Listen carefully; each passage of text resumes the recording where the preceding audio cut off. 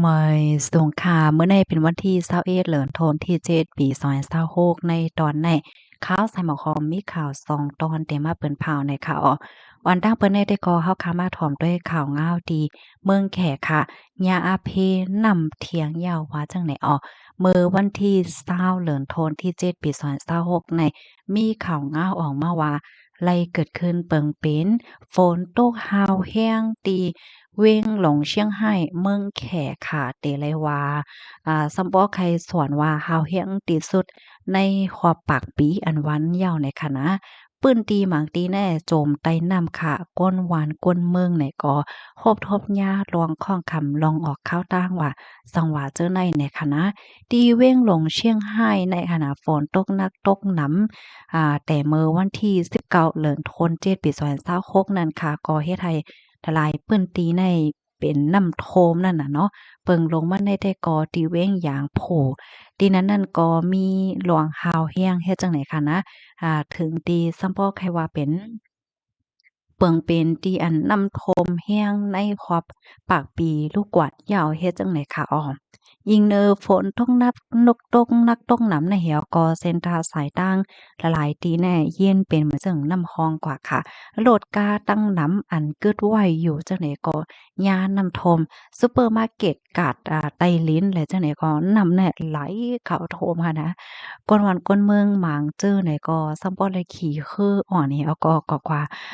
มาเฮ็ดจังไหนเอาพี่น้องค่ะตั้งฝ่ายลงปองจึงเขาในก็ยังตึงมีรองปั่นฟางเติ้นให้ก้นวันก้นเมืองในปักตาไปด้วยรองฝนตกและนำทมเทียงเฮ็ดจังไหนเขาเป๊ะซ้ำว่าฝนตกมาเมื่อวันที่19นั้นนำติย้อมบางตีหมางตั้งยาวว่าในเซตาก็อย่าไปตั้มใจเด้อให้อ่อนกันสืบฟังซะดีกว่าว่าเฮ็ดจังไหนค่ะอันนี้ก็เป็นที่เชียงรายนะคะอ๋อเพราะว่าเฮาคำว่าโดยมาถ่อมด้วยเพน้ำโทมเฮ็ดจังไหนเนี่ยนะมันก็เป็นรองดีหลีโกว่าอยู่หนังเก่าค่ะเนาะบางทีบางตอนเนี่ยมันได้มีห้องใต้ลิ้นให้เนี่ยพี่น้องเขาวนด้วยค่ะเรามาเจิงบางก้อนในเขาก็อยู่ไว้ห้องใต้ลิ้นกว่าคาดห้องใต้ลิ้นเนี่ยเพราะว่าน้ำท่วมไหลลุ่งให้เนี่ยโอ้วนเอาก็ใจเคินเฮ็ดจังไหนคะนะแย้วก็มันได้มีตารถไฟค่ะนะบางทีแน่เปิ้นได้เฮ็ดไว้รถไฟใต้ลิ้นเฮ็ดจั่งเนี้ยเนาะเพราะว่าย่านน้ำให้ไหนแล้วโอ้โฮน้ำในรอไหลลงกว่าเฮ็ดจั่งเนี้ยนะเปิ้นตีพี่น้องเฮาใครอยู่ค่ะรูปเป็นหือพองค่ะวงหวังในจ่องมีฝนจ่องฝนตกค่ะหือข้อมูลตอนในค่ะเลยเพิ่งอิงออกมาที่ห้องการข่าววฟอหลักต่างไว้ค่ะลูกดีข่าวง่าโหนในเหแลกำในเฮาการมาถ่อมด้วยลวงตงหนึ่งค่ะเนาะก็เล็กไล่แหลฟิงแงใต้เวงเกียงใหม่เนี่ยอ้อ เมื่อวันที่19เดือนธันวาคมที่7ปี2026นั่นอยู่ดีก็เหล็กไล่แลฟิงแหได้เว้งเกี้ยงใหม่เสไล่อ่อนโหจัดเฮ็ดปังลงการสอนลิกได้ข้าวไม้ปอกำที่1กำทวน3อองตีลุ่มก่อลิกไล่แลฟิงแหได้ที่วัดกู่เตาสีพุ่มจะเว้งเกี้ยงใหม่เมืองไทยมีสังฆาเจ้าผู้ใหญ่ก้นหลงในก่อลิกไล่จุ้มตรงวงใต้หลายๆจุ้มสื่อข่าวใต้หลายๆสื่อพี่น้องแขกแล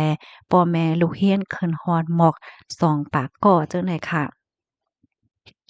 จ้อมหนังคับหมายมินาเสียก็เข้าย่ามกลางใน9โมงปลาย34มินินั้นเจ้าโควาอาจารย์ทารังสี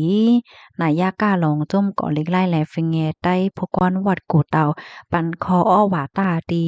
โพเข้าโคมตั้งเสียงเหย้าอันเป็นใจแสนมองผู้นำในก่อเล็กไล่ไลหมอกลาดเหน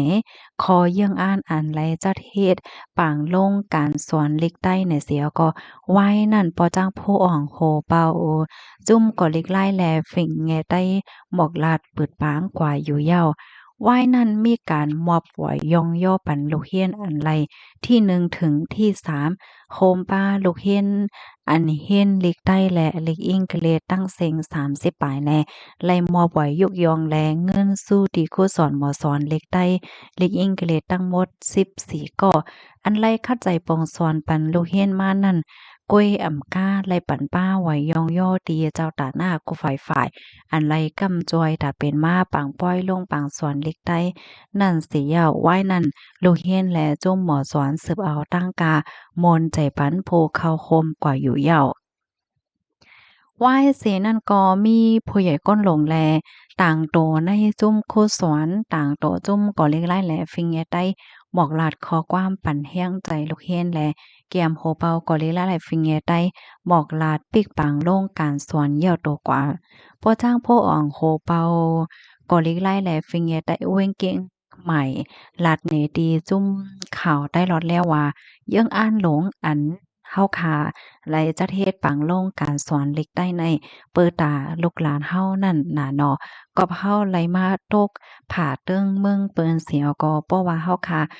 จัดเฮ็ดปังสอนมาไหนก็โกลูกหลานเฮาไหนไหลตกลื่นเปิ้นกว่าโกฮู้หมอเล็กคือเฮาคืนเฮ็ดเสจังไรเฮ็ดสร้างมาค่ะอ้อลองใครฝากถึงก้นเมืองใต้เฮาค่ะนั่นแต่เฮาค่ะเป็นแห่งการมาตกดีในเมืองไทยในว่าเฮาได้ตกดีไหลก็เย้าอย่าให้เฮาลืมเข้าใจตึกส่วนลูกหลานเฮาให้เขาป้อฮู้ว่าเฮาในเป็นไผลูกดีไหลมาเฮาเป็นคนคือสังเจมจังได๋ปะยอก็ลองลาจ๋าภาษาเล็กลายแล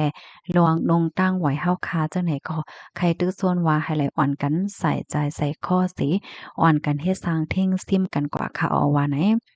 ไหว้ปางโล่งการสอนเหย้าในผู้ใหญ่ก้นหลงแลจุ้มคู่สอนหมอสอนอีกลูเฮียนตั้งเซงโฮมกันไทยแค่พังตีหมายต้วงโฮมกันกว่าอยู่เหย้าในค่ะข้อมูลตอนนี้ก็ค่ะเลยเปิงอิงออกมาดี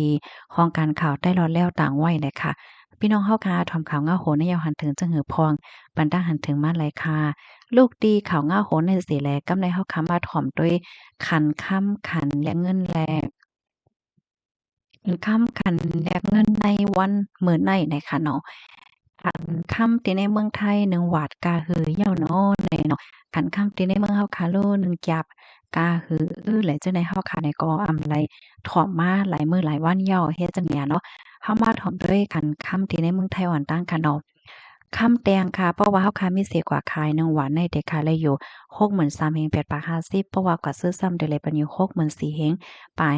50คำหางเคิงเพราะว่าเฮาค่ะมีเสียกว่าขายหนึ่งหวานในเด็กขายได้อยู่62,000 5บาท80เพราะว่าเฮาค่ะกว่าซื้อซ้ำได้เลยปันอยู่64,000 8บาท50ในอ้อม กำในเฮาค้ามาถ่อมด้วยขันค่ำแต่ในเมืองใดเมืองห่มตุ่มค่ะเนาะค่ำแตงเพราะว่าเฮาค้ามีสิกว่าขายหนึ่งแก้มได้แต่ขายได้อยู่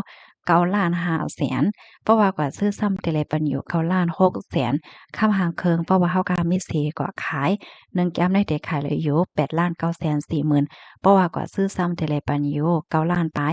40,000นะคะอ้อ กำในเฮาคาว่าด้วยเอเซียนปานใหม่ค่ะเนาะคำแตงเพราะว่าเฮาคามีเสกว่าขายนังจำไม่เด็กขายได้อยู่9,340,000เพราะว่ากว่าซื้อซ้ำได้เลยปันอยู่9,440,000ค่ะคำหางเคิงเพราะว่าเฮาคามีเสกว่าขายนังแก้มไม่เด็กขายได้อยู่8,790,000เพราะว่ากว่าซื้อซ้ำได้เลยปันอยู่8,890,000ว่าเฮ็ดจังไหนอ้อ กำในเฮาค้ามาถ่อมด้วยคันแลกเงินค่ะเนาะเพราะว่าเฮาค้าเอาเงินไทยแลกเงินมา100,000ให้เฮาค้าได้แลปันอยู่700,000100,000เงินมาให้เฮาค้าได้แลปันเงินไทยอยู่780ค่ะเพราะว่าเฮาค้าเอาเงินมันแลกเงินไทย100,000ได้แลกเลยอยู่760เนี่ยค่ะอันนี้ก็เป็นคันค่ำและคันแลกเงินในวันเหมือนในค่ะพี่น้องเฮาค่ะถ่อมกันอยู่ที่ไหนตั้งไหลพองต้องตักกันมาเลยค่ะเนาะพี่น้องค่ะมันเจอเดี๋ยวว่าอารมณ์มันได้สิ่งแปลกๆไว้เนี่ยค่ะเนาะ แม่นอยู่ค่ะมื้อนี้โคมอีกหนึ่งเนี่ยค่ะนะเสียงเตแปลกๆเปิงๆไว้อีกหนึ่งเนี่ยค่ะเนาะขอย้อนนอบค่ะนะยินจมก็ดีรับถอมปันแห้งค่ะอ้อเหมยสงค่ะ